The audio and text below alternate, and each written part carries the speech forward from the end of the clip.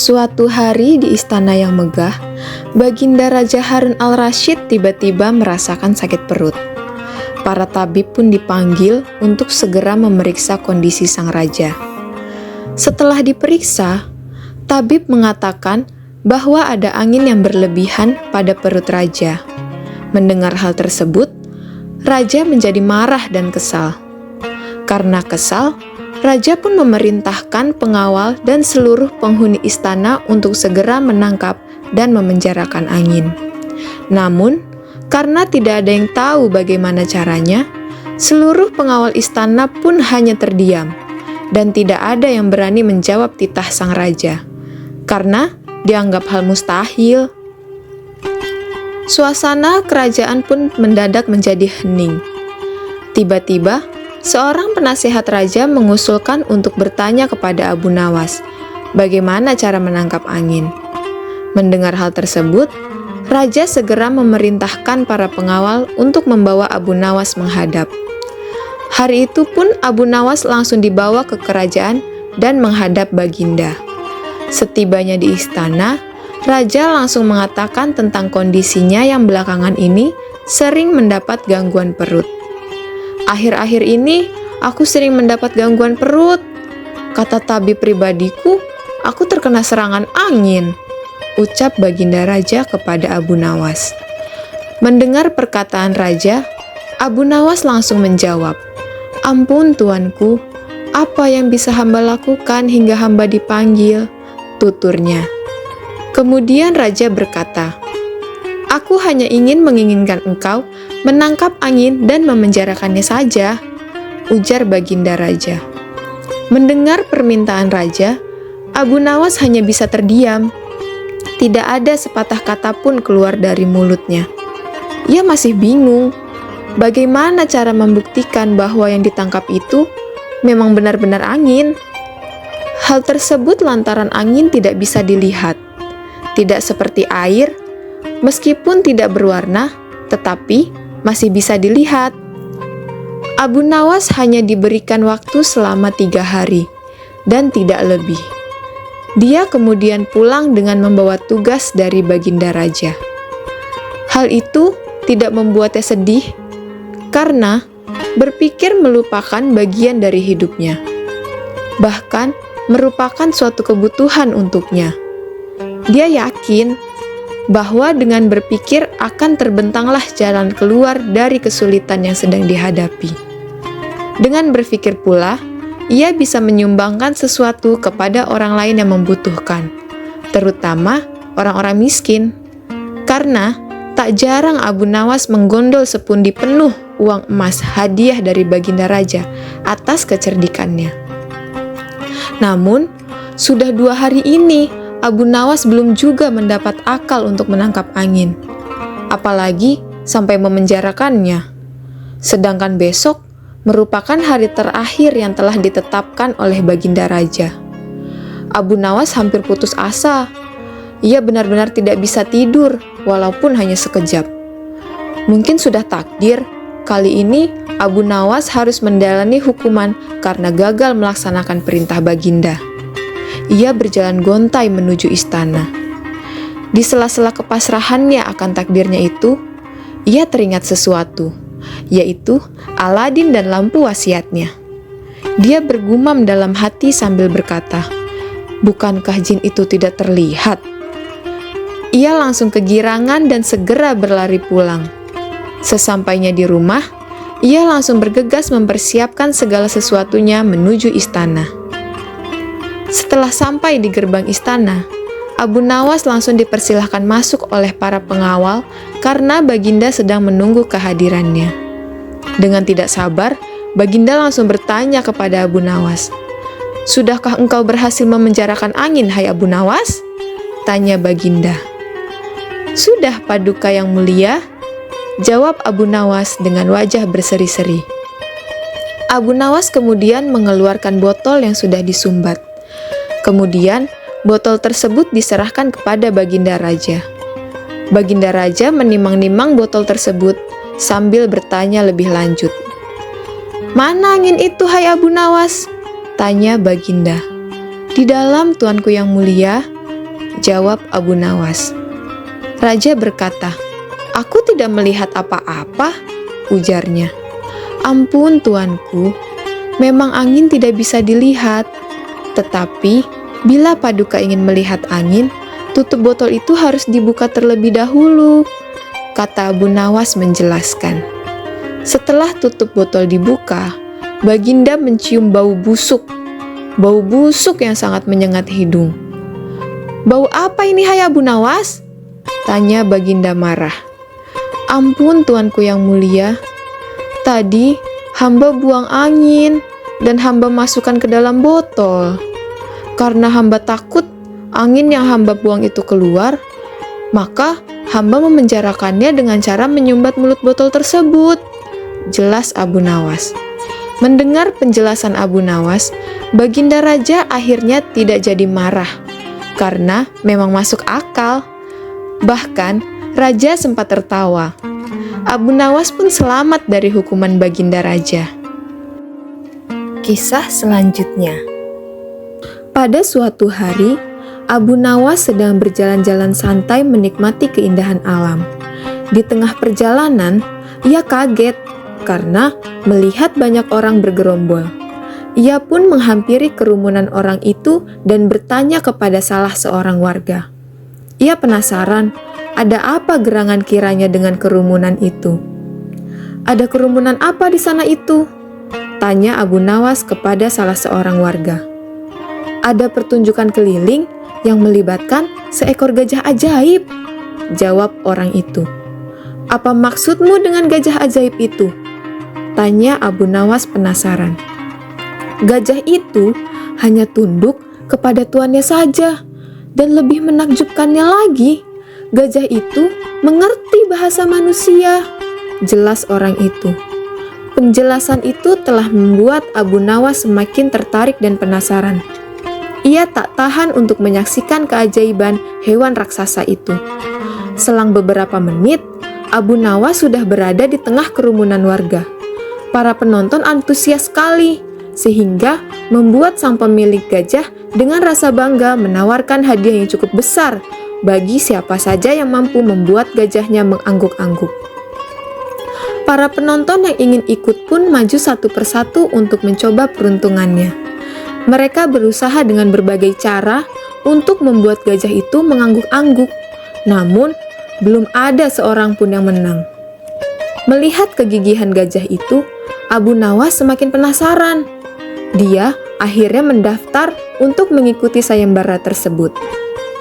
Kini, giliran Abu Nawas yang maju menghadapi gajah ajaib itu. Tepat di depan gajah itu, Abu Nawas bertanya, "Tahukah kamu, siapakah aku ini?" Si gajah itu pun langsung menggeleng-gelengkan kepalanya. "Apakah kamu tidak takut kepadaku?" tanya Abu Nawas lagi. Namun, gajah itu tetap menggeleng-gelengkan kepalanya. "Apakah kamu takut kepada tuanmu?" tanya Abu Nawas lagi untuk memancing. Gajah itu mulai ragu. Dia hanya diam saja. "Bila kamu tetap diam saja, baik, aku akan laporkan kepada tuanmu," ancam Abu Nawas. Gajah tetap menggeleng-gelengkan kepalanya. "Oke, aku beri pertanyaan sekali lagi. Apakah kamu takut kepada tuanmu?" tanya Abu Nawas sekali lagi. Akhirnya, gajah ajaib itu mengangguk-anggukkan kepalanya berulang kali. Tak pelak, seluruh penonton bersorak-sorai melihat kejadian ini. Atas keberhasilan Abu Nawas yang membuat gajah itu mengangguk-angguk, maka dia mendapatkan hadiah berupa uang segebok. Tapi, karena melihat si pemilik gajah muram dan marah, Abu Nawas hanya minta sebagian hadiahnya saja, sedangkan yang sebagiannya lagi dikembalikan kepada sang tuan gajah. Setelah itu, bubarlah pertunjukan sayembara itu yang dimenangkan oleh Abu Nawas.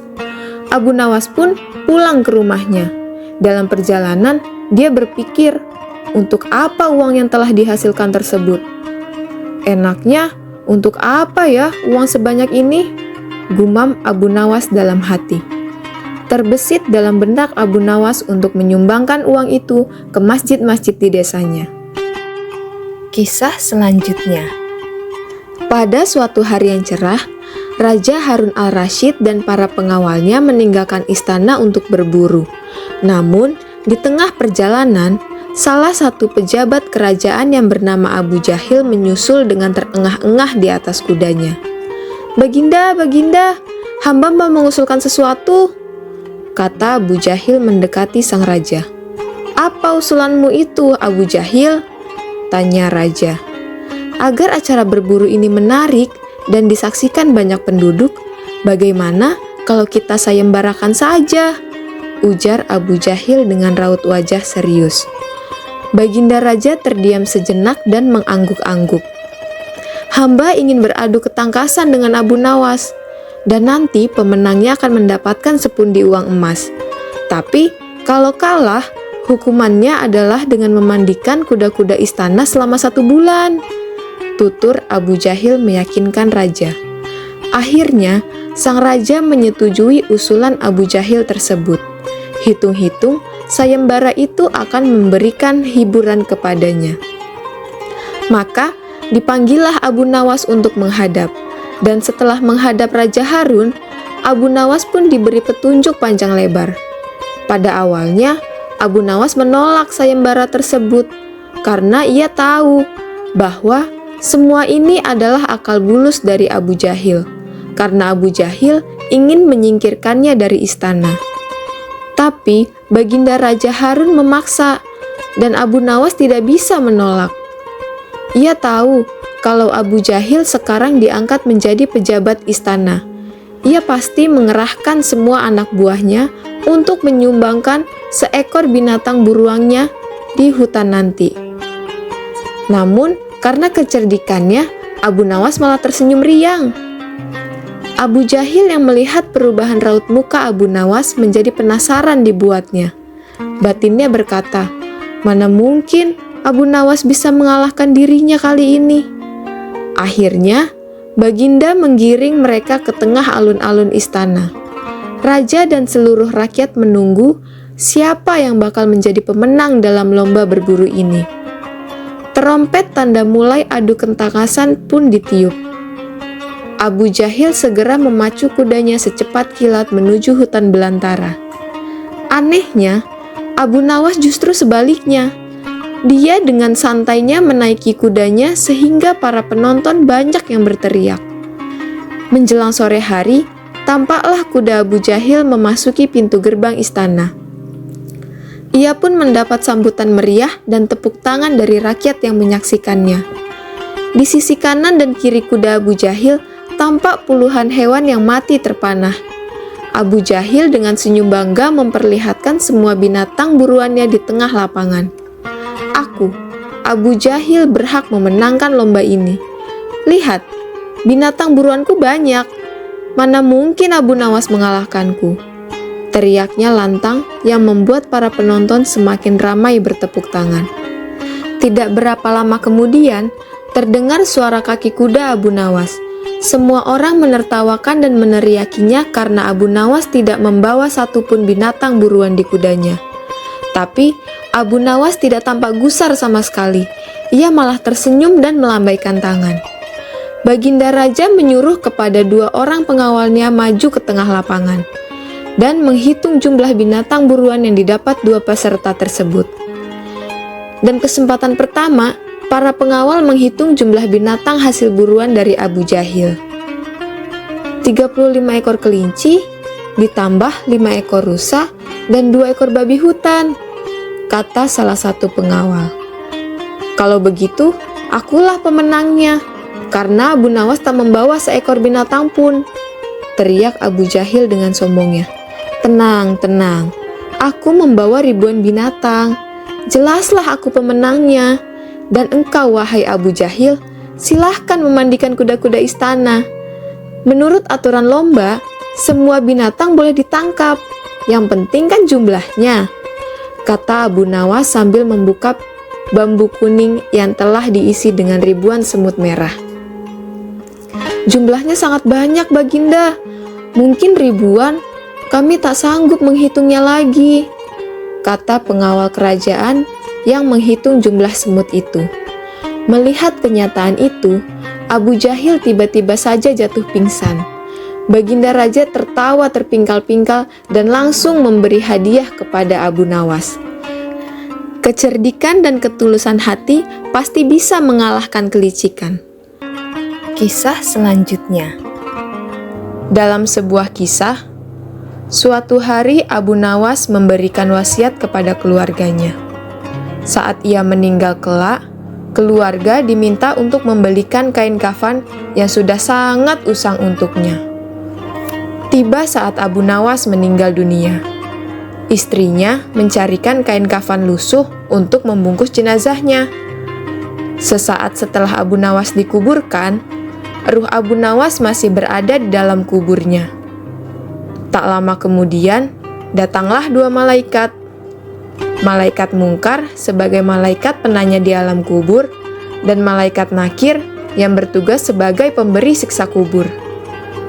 Kedua malaikat itu siap memberikan pertanyaan kepada ruh Abu Nawas. Sebelum malaikat Mungkar bertanya, kedua malaikat ini terheran saat melihat kain kafan Abu Nawas. Singkat cerita, malaikat Mungkar dan malaikat Nakir jadi adu pendapat tentang ruh yang mereka datangi ini. Seharusnya, apabila ini merupakan jenazah baru, tentu kain kafannya juga masih bagus, ujar satu malaikat. Satu malaikat yakin kalau ini adalah mayat baru, sedangkan malaikat satunya lagi meragukannya. Setelah berdebat cukup lama, kedua malaikat memutuskan tetap menanyai ruh Abu Nawas di lubang kuburnya. "Siapa Tuhanmu?" ujar sang malaikat kepada Abu Nawas. Ide cemerlang Abu Nawas muncul. Ia tak langsung menjawab pertanyaan malaikat. Setelah beberapa waktu hening, Abu Nawas baru menyahut, "Apa kalian berdua tidak salah alamat? Lihat, kain kafanku ini kan sudah usang. Berarti aku ini penghuni lama, ya kan?" Mendengar perkataan Abu Nawas, dua malaikat langsung terdiam kebingungan. Kedua malaikat memandangi jasad Abu Nawas, karena memang kain kafan yang dipakai telah usang, namun tanahnya masih baru. Kedua malaikat ini tampak bingung dan bertanya-tanya. Akhirnya, satu malaikat berkata kepada teman malaikatnya, "Mayat ini bukan mayat baru. Lihat saja kain kafannya, sudah pada sobek." "Kamu benar. Kalau begitu, ayo kita ke mayat yang lain," jawab malaikat satunya. Dengan trik dan akal cerdasnya Abu Nawas, akhirnya Abu Nawas berhasil lolos dari pertanyaan malaikat. Bahkan, dia juga berhasil lolos dari siksa kubur. Semasa hidup, Abu Nawas dikenal sebagai sosok yang jenaka dengan berbagai kisahnya. Dari cerita ini, kamu pasti berpikir, tidak hanya manusia saja yang jadi korban keisengannya. Malaikat juga tak luput dari tipuan Abu Nawas. Nantikan cerita selanjutnya di Dongeng Sufi Official. Jangan lupa untuk subscribe, like, dan share. Wassalamualaikum warahmatullahi wabarakatuh.